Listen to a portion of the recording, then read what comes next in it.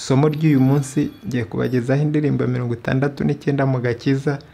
Ni indirimbo yitwa Igihugu Kiza Kiradutegereje. Icurangiwemo rakoro ya Sol, ikorana na Do na Re.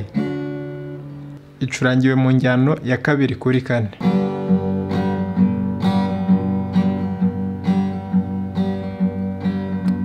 Igihugu kiza kiradutegereje mu ijuru, kizicarwamo n'abatowe na Yesu, kandi iminsi turimo nayo ni kwigitari ngoga.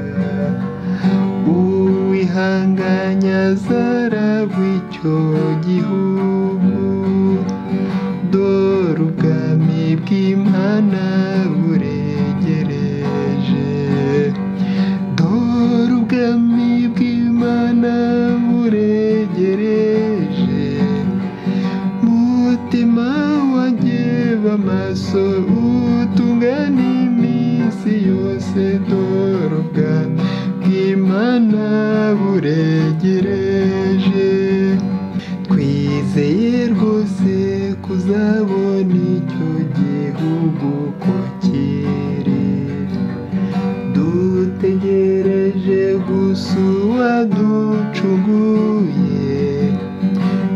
Ibimenyetso bitwereka ko agiye kugaruka, bitwereka ko wa munsi wegereje, dore ubwami bw'Imana buregereje, dore ubwami bw'Imana buregereje.